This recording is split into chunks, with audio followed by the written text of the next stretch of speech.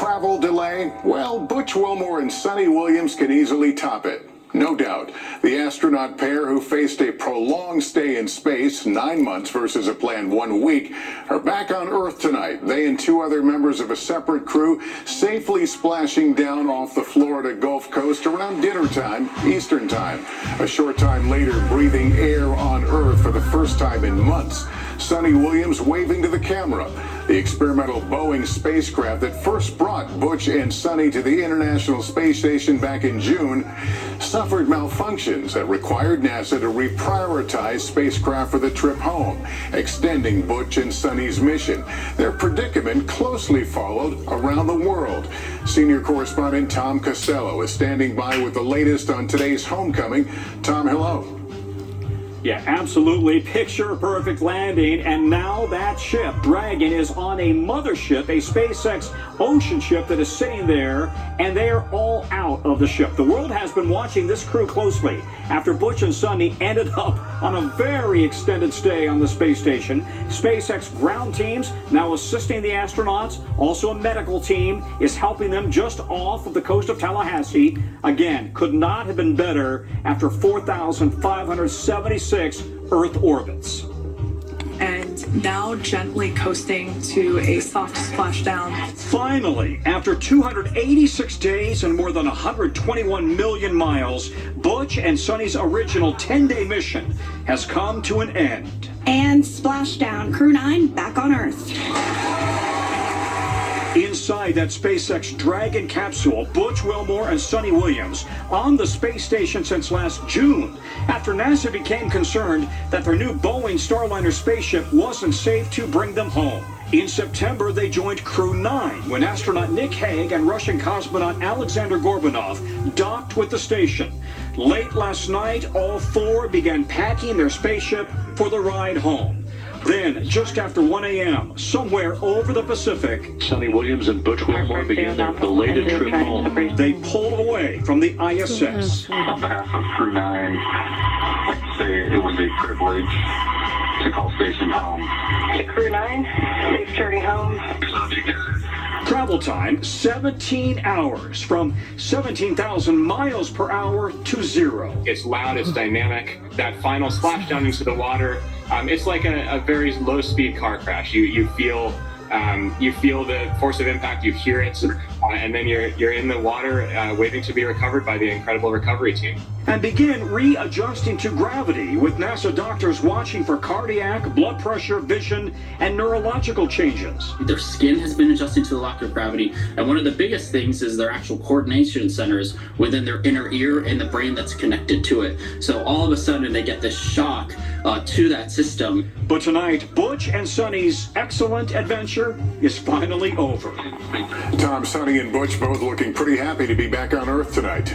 A lot of smiles, a lot of thumbs up there as they both came out of their Dragon capsule ship and then were on board the surface ship. After a quick medical check on board, all 4 astronauts will chopper to a nearby airport where a plane is waiting to fly them to Houston, and that is where they will be reunited with their families and then undergo several days of medical examinations and mission debriefs. But Butch and Sonny, Alexander, as well as Nick Hague, they're all back on Earth, and all of them appear to be healthy. All of them appear to be happy this evening. Lester? All right, Tom, quite a day. Thanks. Chief Justice John Roberts with a rare rebuke of President Trump tonight. Garrett Haake now with the latest on that. Tonight, Chief Justice John Roberts delivering a rare rebuke to President Trump after the president called for the impeachment of a federal judge who tried to block the swift deportation of nearly 300 undocumented migrants the White House says are violent gang members. Trump labeling Judge James Boasberg a radical left lunatic, prompting the Chief Justice to write, quote, "For more than 2 centuries, it has been established that impeachment is not an appropriate response to disagreement concerning a judicial decision. This after the president used the 18th century Alien Enemies Act to deport what DHS says included Tren de Aragua gang members to a prison in El Salvador. Boasberg had verbally ordered the flights to turn around, but the White House says it complied with his written order that did not include those instructions. He's attempting to meddle in national security and foreign affairs, and he can't do it. These are foreign terrorists. The president has identified them and designated them as such, and we will continue to follow the Alien Enemies Act. But attorney Lindsay Tuzlowski represents a Venezuelan migrant who she says lawfully requested asylum last year when he was immediately detained over concerns about his tattoos. She says in a court hearing yesterday, ICE lawyers said her client, whom she's not naming due to fears for his safety, was among those deported. So the only evidence the government has that your client is a gang member are his tattoos? That's correct. He is, in fact, a law-abiding citizen with no criminal record who has never been in any kind of custody until he was in civil ICE custody and now in El Salvador in a prison. The White House says federal law enforcement is certain of the identities and threats posed by those deported. And meantime, Garrett, a federal judge delivered a legal blow to the Trump administration involving layoffs at USAID. That's right, Lester. In one of the most direct rebukes of Elon Musk and Doge yet by the courts, a federal judge ruled that their accelerated shutdown of the foreign aid agency was likely unconstitutional. Still, the judge did not revive canceled programs or contracts. Lester? Garrett Haig tonight, thank you. Here at home, it's another day of hot, dusty, sometimes dangerous conditions. Gusty winds already picking up, bringing treacherous conditions on roads south of Albuquerque, New Mexico, and shaking trees near Rio Rancho.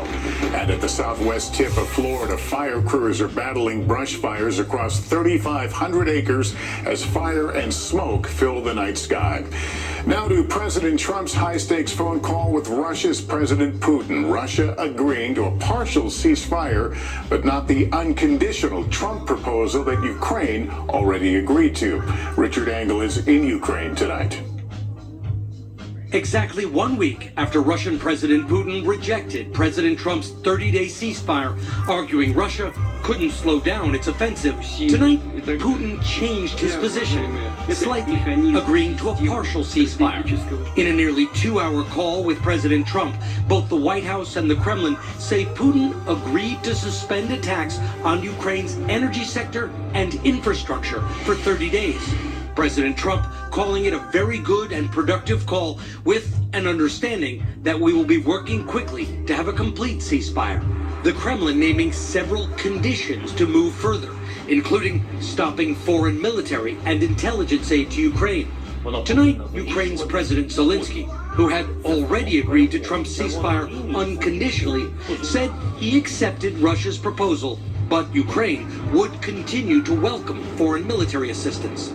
Outside of Kharkiv, these Ukrainian volunteers are following Russian troops with drones. Central commander is looking for the targets. In a nearby safe house, the unit commander showed me an operation as it unfolded. A Russian mortar position being attacked by Ukrainian artillery. Is this positive from your perspective? Does this open the door for more discussions? Absolutely not. A broader ceasefire? Absolutely not. Russia is pretending that they are peaceful.